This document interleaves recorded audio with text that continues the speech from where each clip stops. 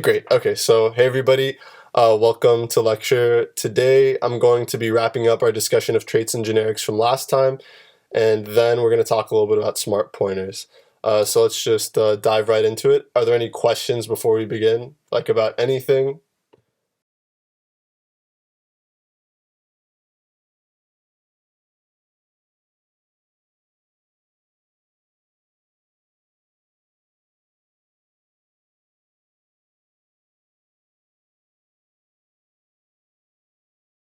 Exactly. The box pointer is an example of a smart pointer. So you're 100% right. We've already seen smart pointers. But today we're going to talk about a couple of other kinds that are a little bit more flexible. But yeah, just hold on to that thought. So here, this was the example we were starting with last time, right?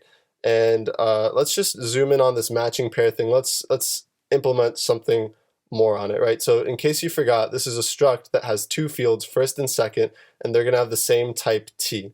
And suppose now we want to implement clone on matching pair, right? So I'm going to do impl t, I guess, yeah, so impl t clone for matching pair t.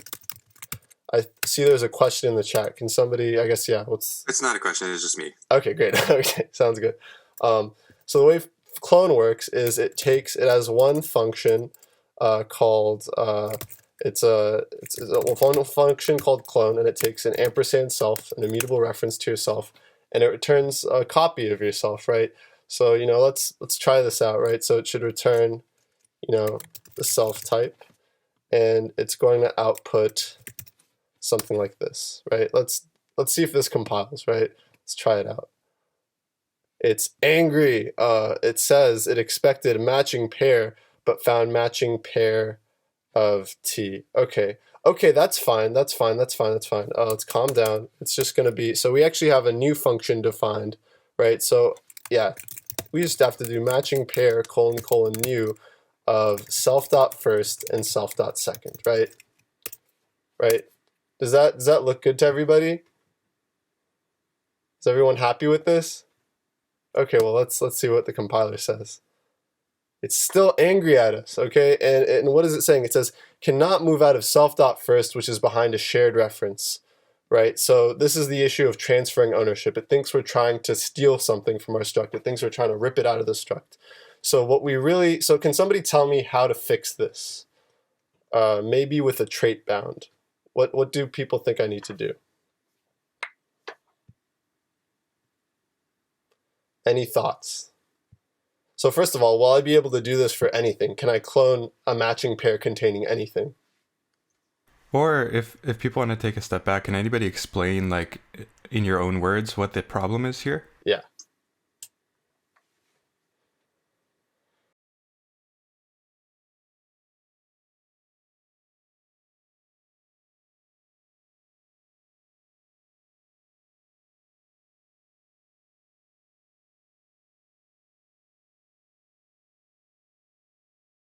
That's it. Yeah. So it's almost as if we're trying to transfer ownership, right?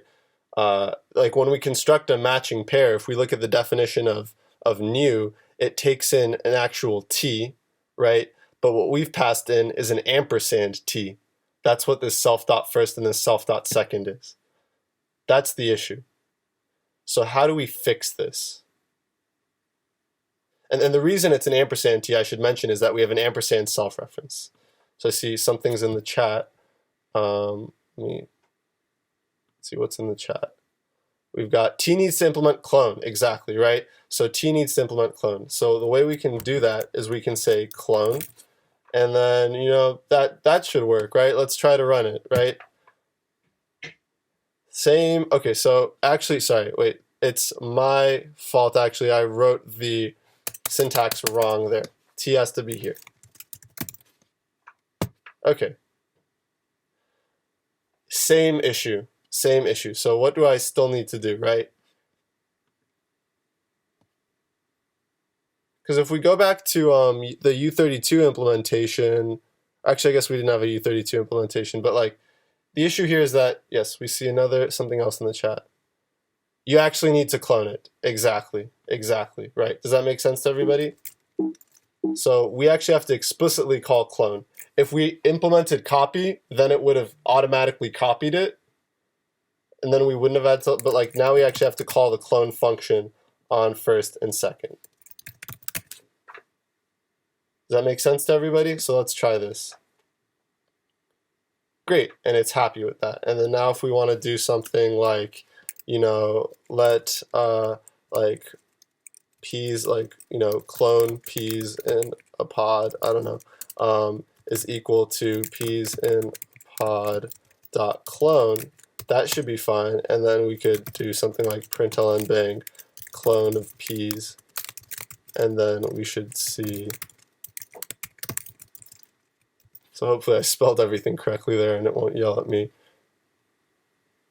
But you see exactly what you expect, right? So we originally had peas in a pod that looked like that, and now it looks like that. And this is fine because char implements clone.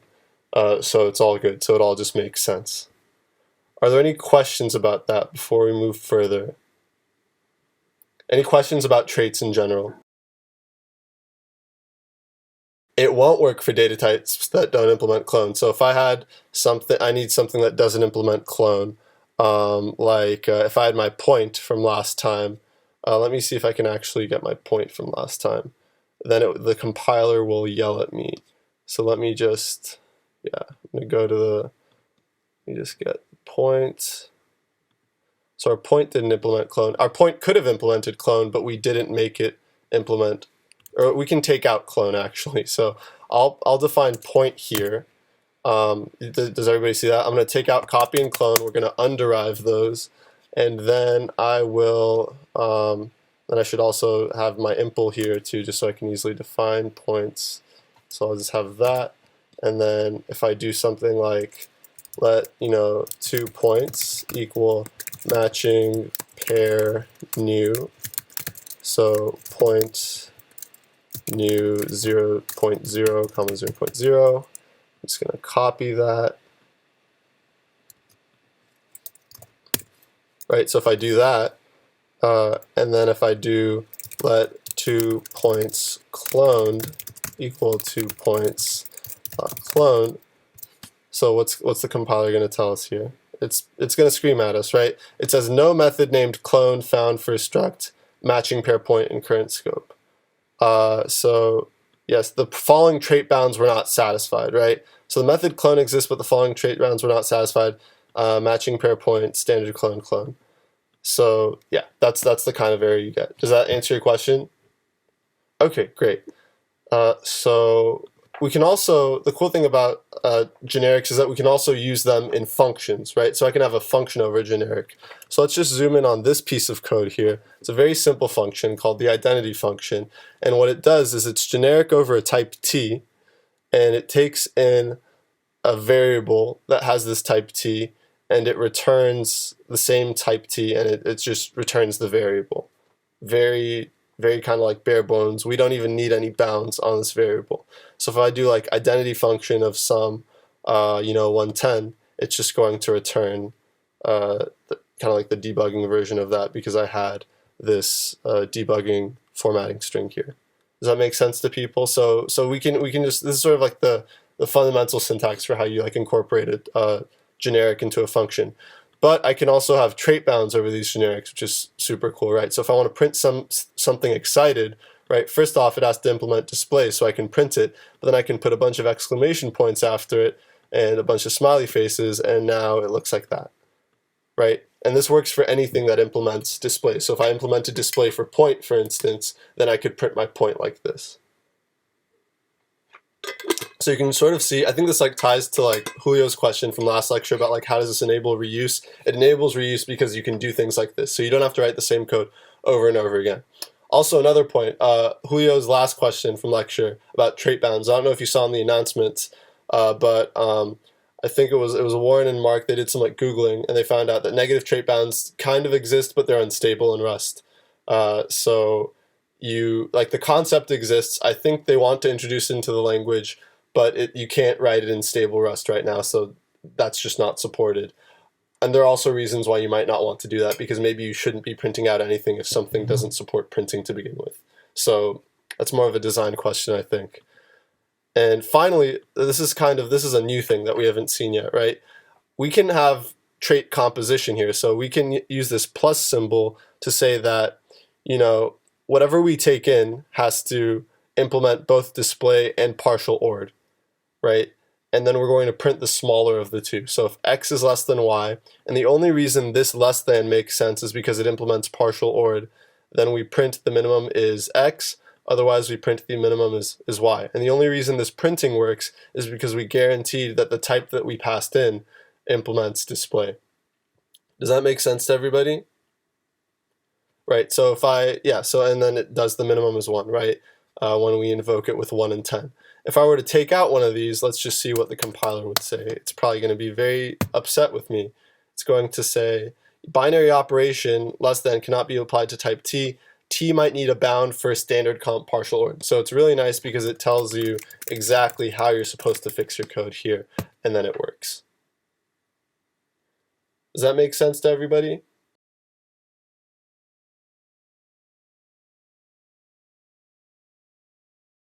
Exactly.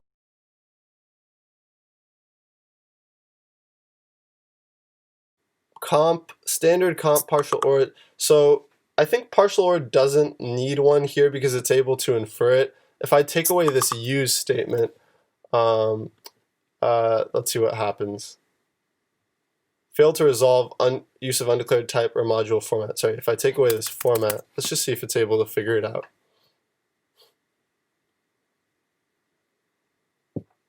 Oh, it's because it's still there. I just wonder if the format qualifier there is necessary. Cannot find trait display in the scope, right? But if I did something like use standard format : display, then it would work. I think for some reason the standard comp partial OR just lives there and it's able to find it. But here's another thing you could have done. Oh wait, it's still angry here. Oh, interesting. Binary operation cannot be applied partial t. Wait, that's weird because it didn't need this. I think you added the partial ORed to print excited instead of print min. Oh, whoops. Oh, thank you. That's a good point. They both had display. Partial ORed. Great point. Great point. Right, now it's happy. So yeah, so you, for some reason, like standard format, like it's just not there by default. You can include standard format and then do or I guess use standard format and then do format or fmt : display, or you can just use the entire thing because the only thing we need from standard format is the display. So this is also acceptable. Does that answer your question? Yeah.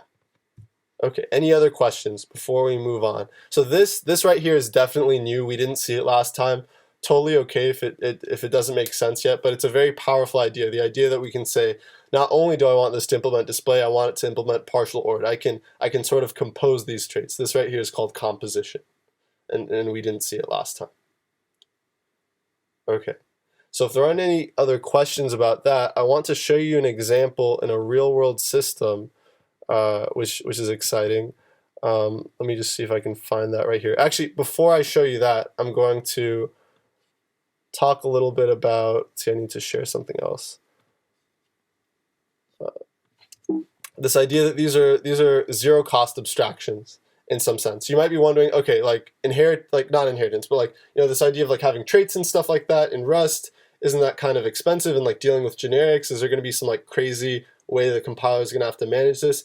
It turns out that the compiler, because it's able to infer types, at compile time, it's not too expensive to manage this information, right? So when you're dealing with generics, what it's going to do is every time you invoke that generic code for a particular type, it's going to pre-compile a version of that code for that type, and it can do this at compile time because it can statically, this is called static dispatch. It's able to determine the types at compile time.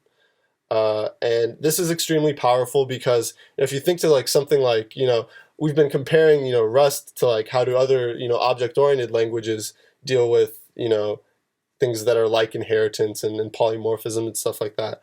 And, if you just compare this to C, think about how C, if you had to use a generic linked list in C, it would be such a nightmare, right? Like I actually had to like deal with this just last night. I was dealing with like a generic linked list in C, and it just felt so dumb because you had to like, it's kind of broken. Like you have to like put the pointer, like you have a struct that's defined as a node, and you put like the linked list information inside of that struct, and that's how it's generic. Or maybe your generic data structure needs to deal with void stars, and those are disgusting, right? Like, do you remember void stars, right? We don't have to deal with void stars in Rust. This is the beautiful thing about Rust.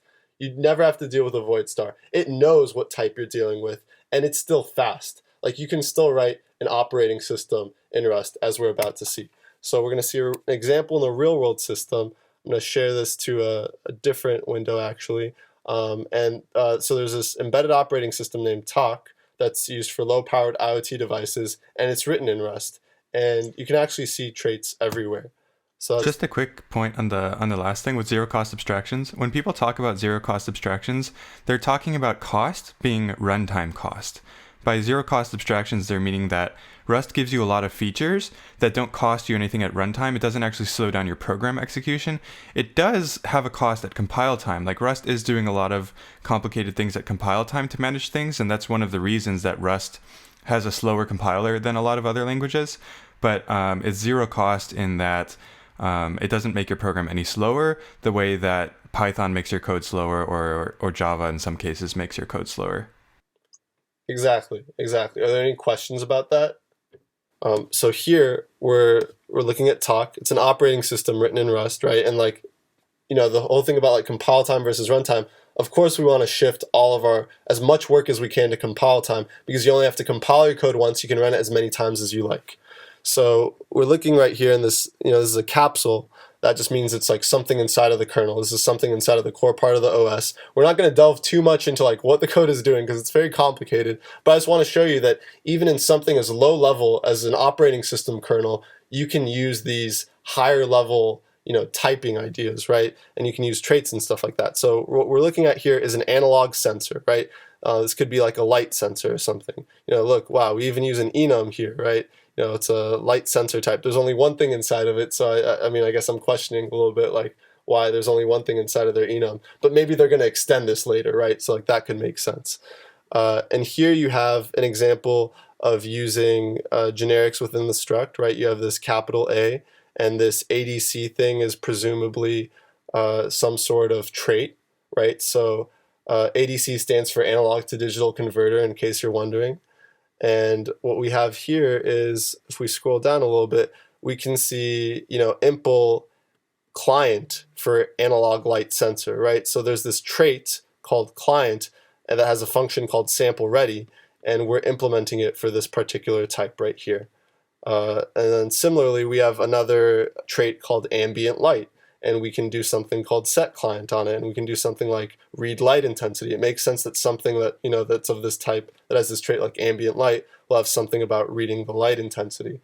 So even in something as low level as, an operating system, you want to organize your code in this way. You want to make it generalizable in this way to sort of, just like describe what different things are doing, right? And then if we go to this other example, kind of the other thing I just wanted to show you is, so here they define their system call interface for their user space applications. And the cool thing about this is that they do this through traits as well, right? So like something as low level and grungy and systemsy as a syscall interface can be defined using traits and defined using the richness of Rust's type system. So you have these different functions that describe how you issue system calls. You have this thing called subscribe, right? And you have this thing called command and allow, right? And this sort of like defines how that works. And I think you can actually see this implemented on the previous file. So if I do like impl driver, actually, I guess like driver is not in this particular file. But I linked the GitHub in case you just want to like see other examples of this in their code base. But yeah, you can like impl driver for something for like a particular struct, and now it's sort of, it can like interface with like their syscall interface, right? So like these ideas are really powerful, and if you'd imagine writing something similar like this in C, you can't get the same level of richness and like descriptiveness with this. So I just wanted to show that there real quick, just to show you that that it's actually used there. If people are interested in like future lectures, we could do like more, code case studies and stuff like that. But this was just a little taste of what that might look like. It looks like there's a question in the chat. Yeah, it is really cool, right? Thank you, Mark. Yeah, I know, for sure. So I linked this in the slides. Please, feel free to look at it on your own time just to like get an appreciation of like even low-level things like embedded OS kernels, right? Can be written in Rust and they can be really fast and really efficient. And the cool thing about Talk is that it's actually being used by Google to do a couple of things. So there's like a group of people at Google focused on Rust, focused on Talk to get that running on like their low-powered embedded devices and try to like distribute that through. So yeah, just wanted to mention that. So that's it for traits and generics. There's still other stuff in the realms of traits and generics that we haven't talked about. I included some links in the notes, but now you know like the core essentials of what you need to know in order to be productive Rust programmers using that. So that's super exciting. Are there any questions before we move on to smart pointers? Okay, then let's just take like a 1-minute break and like stand up, stretch around, get moving, get your blood flowing. Just okay, perfect, great. All right, or I guess the 10-second, 20-second, whatever people are feeling as I try to share my other screen. Yeah, so let's talk about smart pointers. Can people see that? Yes. Okay, great. So yeah. So exactly. So we're going to review box T, which Trip already mentioned is a smart pointer, right? We're going to introduce something called RCT, which is a reference counted pointer, and then we're going to introduce something called a ref cell. Please, again, ask questions, or else I'll just happily go through the slides. Feel free to unmute yourself or even like ask things in the chat. Here's another added incentive to ask questions. Ryan said that at the end of the quarter, he'll randomly select 3 people that participated 10 times, and he'll make you a custom mug. That sounds super awesome, right? Like I might ask myself a question for a chance to win the sweepstakes. But exactly. So please ask questions. We really want you to ask questions. This will be very kind of like sad if I'm just talking to myself. So let's move on here. Great. So box T. You've actually already seen this in the context of linked list, which we saw in lecture last week, and which you'll see again in the assignments this week as you make it generic. And the idea is I can have a unique pointer to a chunk of heap memory, which is great, right? Oftentimes I might only just need one thing pointing to a chunk of heap memory at a time. But can somebody mention a couple limitations of box T?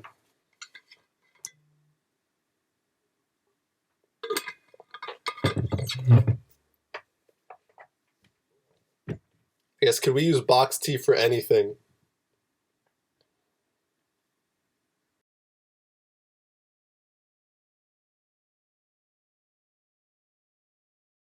Great, so it's a unique pointer. Let's dig into that a little bit more. Is that a problem? Can I code like any data structure I wanted just using unique pointers?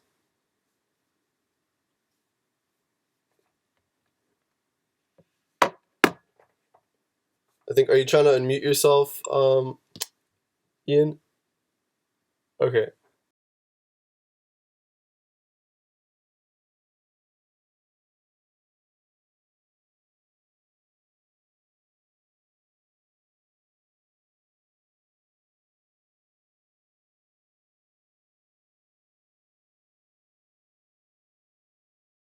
I mean, okay, so like sometimes you're allowed to do that, like we can like define iterators over data struct like something like our linked list that had boxes in it, except we might run into issues with like lifetimes. Like there are ways around that though. That's like a little bit more of an advanced point.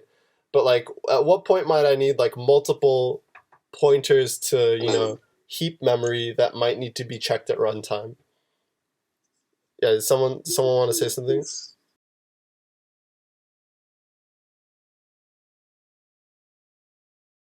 Exactly. What if I wanted a graph, like even more so like a dynamic graph where at runtime, like I don't even know when these things are going to go out of scope, right? And like, or even something like a linked list, which you can think of like as a subset of that, right? So this is really tricky because, well, like, let's just zero in on like the doubly linked list, for instance, right? Because that's a little bit more of like, I think like a simpler example.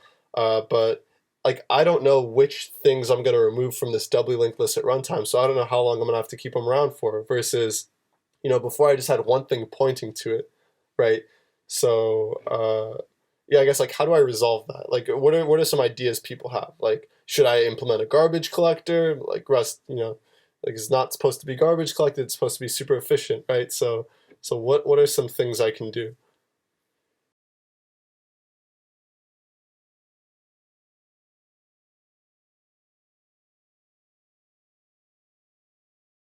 It's that there's only one owning reference to it. So remember how Rust says that we have like there's like this ownership model, right?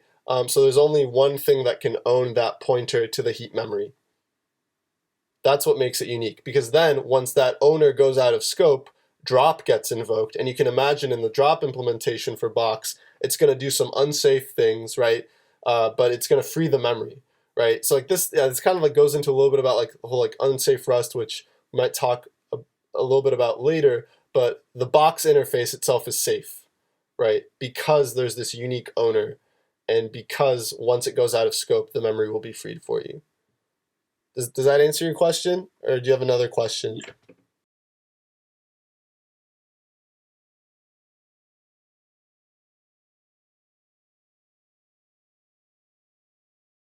Exactly right. So that's the next thing we're going to talk about is this RC thing. It's a reference counted pointer. This is what I do if I want to have multiple pointers to the same chunk of heap memory. And so let's remember our borrowing rules. We can have multiple immutable references, but one mutable reference. So the RCT lets you have multiple immutable references to a chunk of heap memory, right? So you can't modify that chunk. Why do we need that, right? Why can't we have one of these be immutable or be mutable? Exactly right. Yeah. So it's sort of this like iterator invalidation type thing that we were talking about earlier, where it was like remember Ryan's analogy with the lawyers and the Google Docs and the contracts. We don't want a situation like that where you sign a contract but it changes right under your nose, right? So this has to do with the borrow checking rules.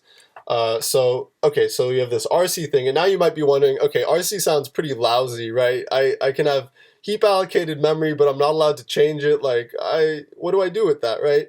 We'll see in a second why this can be useful. And when you combine it with other kinds of smart pointers, it can be even more useful, and you can get sort of runtime borrow checks in a way. But a word of caution: you can get memory leaks if you create reference cycles. If you need a reference cycle, like something in a graph or in a linked list, then you actually need some other kinds of smart pointer types that we won't be talking about explicitly in lecture, but I can link some resources if you're interested. Oftentimes, when people do really, or I guess like sometimes, it depends on your style, I guess, when people do really fancy, sort of like pointery things like this, sometimes they might even use unsafe Rust. But this is really a matter of taste. This is a matter of style. It depends, do you want Rust's compiler to, check everything for you and like have these like pre-existing pre-built mechanisms like check everything for you, or do you just want to like trust yourself, right? It's sort of like a preference of style, I think. Yeah. Are there any questions about that? Does everyone understand why RC can create memory leaks? Like Rust is supposed to be safe. Why does Rust allow you to create memory leaks? Why is a reference cycle a problem? Oh, what is a reference cycle? Um, Anyone want to take a stab at explaining it?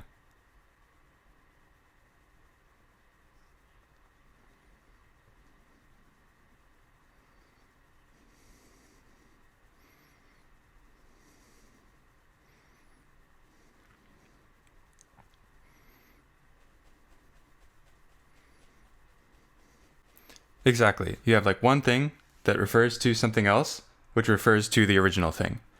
And because like from each of their individual perspectives, you look at the reference counter and you're like, oh, the reference counter is non-zero. There is something pointing to this region of memory. And then you look at the other thing and you're like, oh, the reference count is non-zero. There's something pointing to this region of memory. But actually, you may have these two things that nothing else in your code base is using. Like nowhere in your code are you using these two pieces of memory, but because they're pointing to each other, they never get freed. And it's a memory leak because you're quote unquote leaking memory. You're not freeing memory that should be freed.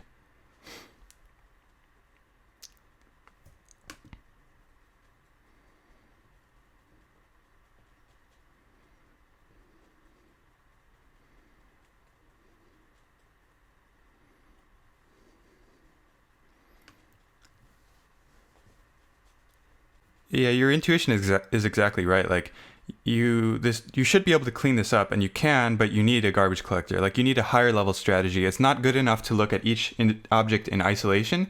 You actually need to look at all of memory to see what is being used. And the reason we don't have garbage collection in Rust is because it's a very invasive strategy that causes a lot of delays in execution. And so Rust only has very, very simple rules for freeing memory. Like when a thing goes out of scope, then you free it. Or in this case, with reference counted pointers, when the reference count hits 0, then you free it. And you have to know as a programmer that you're working in dangerous territory when you're using RC, because you can get reference cycles. Yeah, I mean, like another thing I would say is like, do you absolutely need reference cycles in the code that you're writing, right? Like, I think if you're doing something like a graph, you can use an adjacency list representation. You can just use a map, right? Um, I don't know, like Ryan, what are your thoughts on this? Like, maybe like how often like does this Yeah, really crop up? for sure. And in fact, like if you're storing a graph, an adjacency list representation may be faster because you may be storing the graph nodes closer together, and so it's more cache friendly because you can load like a huge chunk of the graph into cache, as opposed to making a lot of heap allocations in a lot of different places and making the computer chase through all the pointers. So reference counted pointers are very helpful and very important in some cases, but if you can avoid them, you should try to. Right. And now we'll actually see an example with reference counted pointers. And this is about sort of this idea called persistent data structures. So what if I told you we could make a linked list that every function on the linked list was immutable? It would take a shared reference. It wouldn't actually modify the list. Like we had a whole immutable data structure, right? Like that's kind of like a weird promise to see, right? Like something like popping from the list or pushing to the list, those seem like they inherently have to have side effects. They inherently have to modify our list, but we can write them in such a way that instead of modifying our list, they return kind of like a new version of the list, right? So if we look at this example here, I want to see if I can, I don't know if I can, I'm worried if I like try to annotate, it won't. Actually, yeah, you can see my mouse, right? Right, okay, great. So if we look at, I'm gonna minimize this real quick. So if we look at this example right here, what we're doing is we start with an empty list, and then we push 10 to it, right? And then we push 5 to it, and now we sort of have like two different versions of it, or I guess three different versions, right? We have one pointer pointing to this part, right? And we have another pointer pointing to kind of like this sublist, this 3, 5, 10 list, and a different pointer pointing to 4, 5, 10. So you can sort of see this as like multiple versions of the same linked list. And we never had to modify the initial linked list, right? Once these variables go out of scope, like when b goes out of scope, then this will get deallocated by the reference counted pointer because we're going to have a reference counted pointer on this particular piece of heap memory. These, by the way, are always going to be on the heap because we need to dynamically, manage this. But we never have to like modify anything about it. One way to think about this is sort of like version control, like something like GitHub. This is like an area where this paradigm is kind of useful because you can have like different versions of your code. You can sort of see like the code like forks here maybe, and this is like what they have in common in their history.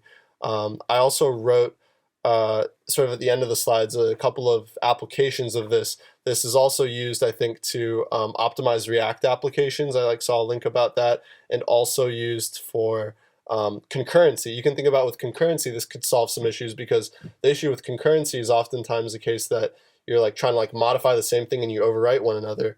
Well, these kinds of persistent data structures can sort of solve those issues. This is an idea that's really popular in functional programming, by the way. So that's sort of like you can. So I'm not too aware of like if it's used in like Rust in particular for like many like systemsy applications, but I think it's an idea that's like important to be aware of.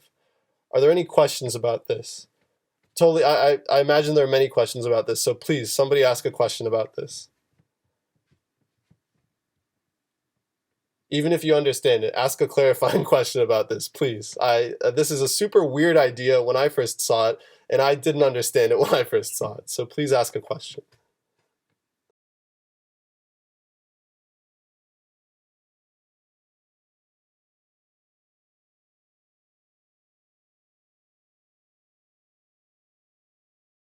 So merging it, yeah, I guess sort of merging it has like kind of the connotation of like we're modifying it. I guess one way to think of this is this lets you look at different like histories or like potential realities with this data structure, right? Like every time I add 3 to it, like if I'm adding 3, it's like what if I added 3 to what already existed here? I still have access, I could still have a handle to what the data structure used to be, right? But now I have a handle to the history of it in a way. But this is sort of saying like, what if I added 3 to it?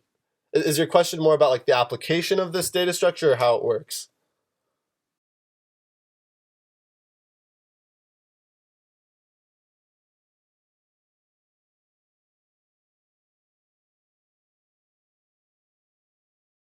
Okay, for sure, for sure. I think this will start making more sense as we code it up. So let's actually start coding it up together. And it could also be the case that we don't have the time to like do an example with ref cells today, but like that's fine. I can like explain at a high level what they are. But I want to spend a lot of time with this to make sure that everybody understands it. So I'm going to open this up, and then I'm going to change what screen I'm sharing.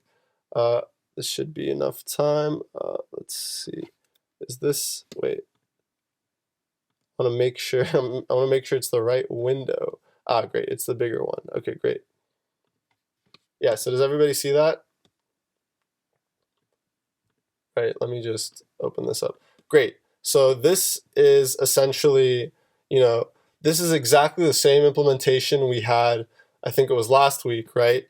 Except I changed all the boxes and I replaced them with RCs. That's all I've done so far. I haven't implemented push and pop yet. Push and pop are the interesting parts of this, right? So notice we have RC node, just like box, right? We'd have like box and the type inside of it. Recall that these are also generic data structures, right? So RC node, and then when I create a new node, I do, it was the same exact thing as before. And in order to allocate something on the heap, instead of doing box : new, I'm going to do RC : new. Does that make sense to everybody so far? So let's take a look at how we would actually push something to the front. So yeah. So this is going to be the first function we're going to implement here. So the first thing I need to do is notice, another thing to notice here is that these are all ampersand selfs. I'm not taking an ampersand mute self because I'm not modifying the data structure. I made this promise that I'm not modifying the data structure. And that's why we can use the RC as is, because remember, the RC can only deal with immutable chunks of heap memory. Does that make sense to everybody so far? Great, so let's go forward. So I'm going to say let new node equals. So how do I create a new node? Well, it needs to be allocated on the heap, so I'm going to use RC : new, right? And what goes inside of it? So can somebody help me out here? What should go inside of my new node?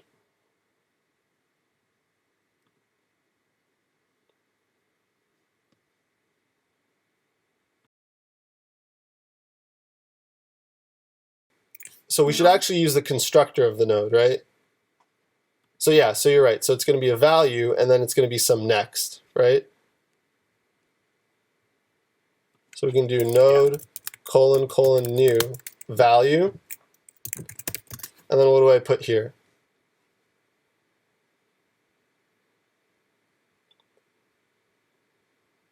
So I need next, right?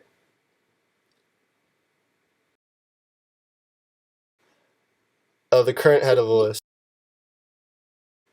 Yeah, so this is a good question. Would I take? So people's ideas seem to be something like value and self.head, right? And let's just remind ourselves, what is head again? Head is going to be an option RC node. So if I do something like this, what's going to happen, right? Self.head, do I need to do take, right? So take worked when we were dealing with, it worked. So the reason we had to do take, if you recall, is that we had an ampersand mute and we needed to convert that into an owned option, right? We no longer have an ampersand mute, but we can't, so take only works if you have an ampersand mute, and we have an ampersand, just a straight up ampersand. We have a shared reference, so we're not allowed to call take, but that's a good thought. I think, sorry, Julio, did you mention something else? You can clone it. Great. Okay. So yeah. So if I do dot clone, right? So clone. Yeah, it's kind of funny because I didn't even mention clone when we were talking about RC, but that's how we get multiple references to the same heap memory. If I have one RC that's pointing to a chunk of heap memory, if I need a second reference to the same heap memory, just like Julio said, I can call clone on it, right? But you should complain. You should complain because this is not an RC, it's an option RC, right? But it turns out that this is also okay because option, if it contains something that's clonable, we can implement clone for it. Just like we were talking about earlier, right? Remember how we implemented clone for matching pair? That was like our first example we did today. Because RC implements the clone trait, we can clone an option containing RC. So that was, yeah, it was kind of complicated what I just mentioned. Are there any questions about that? Or can somebody ask a clarifying question, even if they understand it?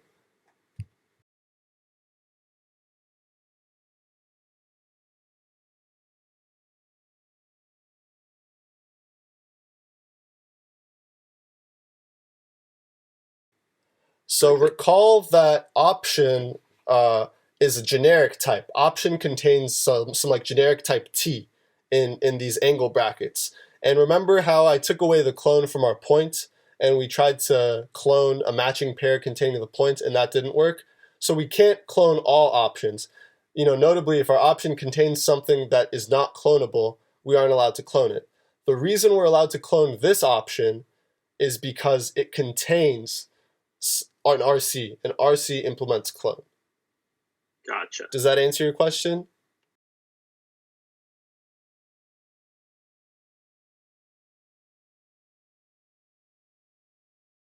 Exactly. That's exactly what it is. This is what we were just talking about in terms of trait bounds. And this is nice because this helps us with code reuse, right? So just going back to the point of code reuse, I don't have to implement clone for option RCT. I can just implement clone for all option T such that T itself implements clone. This idea is very important for your assignment this week, by the way, because we're going to have you implement clone on the linked list, and you need to think about what trait bounds you have to satisfy in order to do that. Right? So if I have a linked list containing things that are not clonable, I can't hope to clone it, right? Does that answer your question? Right. Okay, great. Yeah. So this is us creating a new node, and now what I want, and let's look at the return type, right? So the return type is actually a full linked list. So what do we do here?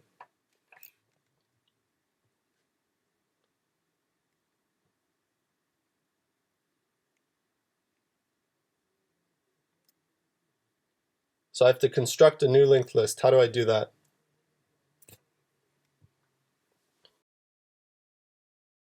Exactly. So let's use the constructor new. So it's going to be linked list. Actually, I've never created a constructor for linked lists because, well, we would always only initialize an empty linked list, but we're no longer.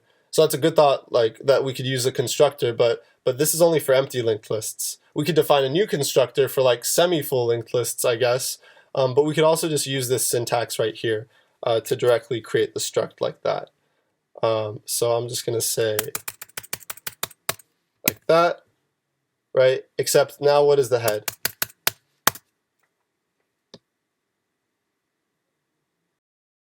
So new node. So new node is an RC, but notice that our head is of type option RC.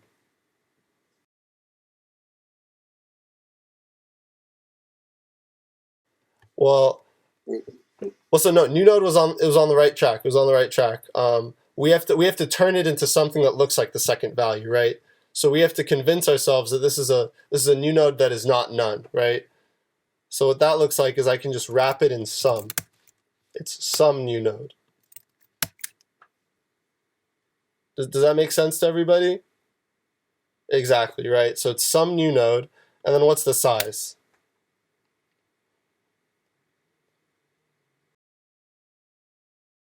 Exactly, so self.size plus 1. Does that look good to everybody?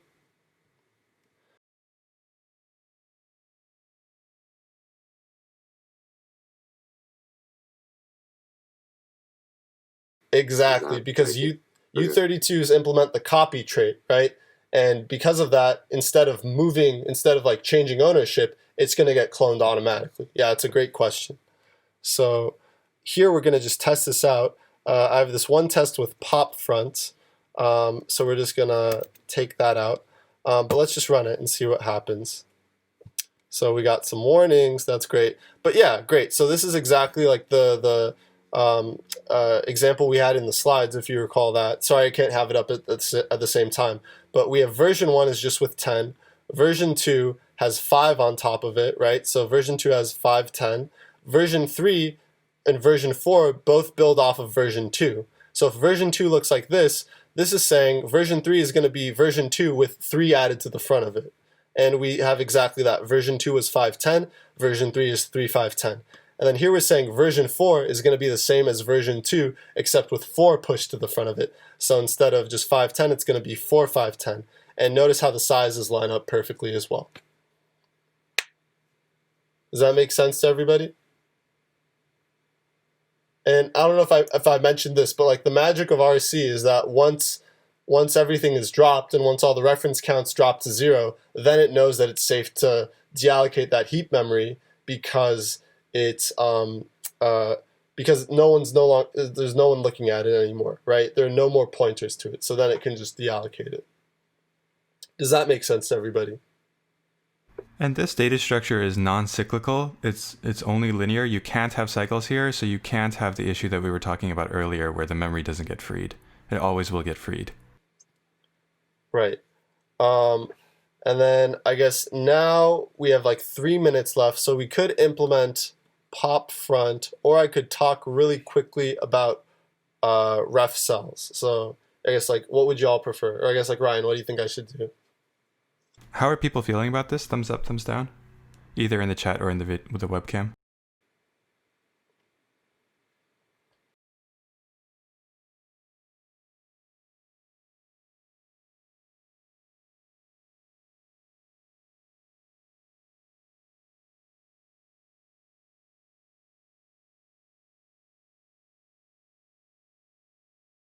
Exactly. You would have a reference cycle and you'd have orphaned memory. And that would be bad. You can still pull off a doubly linked list using safe Rust. If you're interested, I can post a link to that maybe next week. I don't want to post a link to it this week because it's also generic and it looks very similar to what you have to do for the exercise, and I don't want anyone to be like tempted to like copy things. But next week, I can post an example of a doubly linked list in Rust, and you can sort of just see how that works. But you have to use other smart pointer types. So I guess, yeah, in the last minute, let's just quickly talk about this final smart pointer type called, let me actually just share it again. I have to share this one. Okay, great. So people see that. The ref cell T. So this answers the question of like, what if I want to have multiple pointers to a chunk of heap memory, but I want to be able to mutate that chunk of heap memory. So even by Rust's borrow checking rules, this is fine as long as I have, at most one mutable borrow at a time or multiple immutable borrows. So that's what refcelT lets us do. It kind of lets us, I'm going to say, like lie to the compiler by providing interior mutability. So that means that the exterior type, it looks like a shared reference, it looks like an ampersand, but on the inside it can change itself. And then, yes, so you can have shared references to the cell, but you can mutate what's inside of it. And its new function doesn't heap allocate, which is important to realize, but you can use refcelT with RC to have heap allocated things that obey this paradigm. I provided a link to all the things in Rust that do heap allocate, just in case you were wondering. That's what that is. And to note, like, this type is safe because it enforces the reference rules at runtime. But this is now at an additional cost, right? So before, we were saying Rust is so great because it takes all the annoying work and it shoves it to compile time. And because of that, your code, your executable itself is really fast. But now we actually have to do runtime checks to make sure that we don't have multiple, say, mutable references to the same piece of heap memory.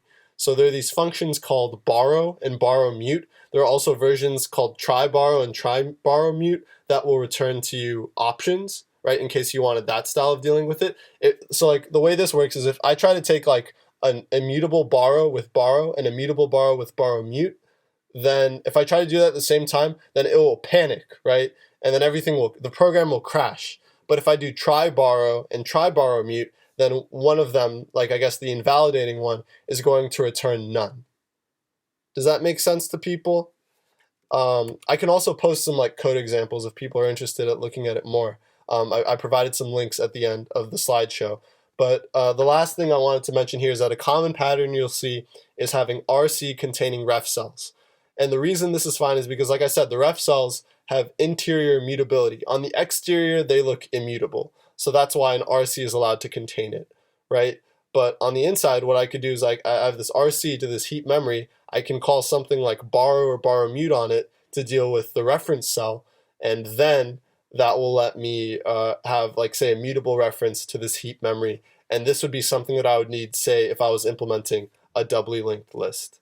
So yeah, you'll see this in fancier data structures that have multiple pointers to the same piece of data. Yeah. So when you're thinking about RefCell, you can think back to the first week where we said that Rust actually limits the space of programs that you can write so that it can guarantee at compile time that those programs are safe. But sometimes that space of programs that you write is too small. Sometimes you need to write something that is out of that space. And RefCell is one of the tools that you can use to kind of break the compiler guarantees and move them to runtime instead. So you're not guaranteed at compile time that your program is doing safe memory access, but it checks it at runtime, and if it ends up being unsafe, then your program will panic, it'll crash. Yeah. And I guess with that, we're done for today, but please stick around and ask questions if you have any. These are super tricky concepts, and don't worry, we'll see the same concepts. We'll see smart pointers again when we talk about concurrency in a couple of weeks, and that'll be sort of like one of the coolest things about Rust, the fact that we can use something like smart pointers to obtain exclusive access to a piece of data, so you don't have to worry about sort of like rolling your own concurrency and stuff like that. But yeah, thanks so much for coming to lecture today and for asking great questions. Thanks, y'all.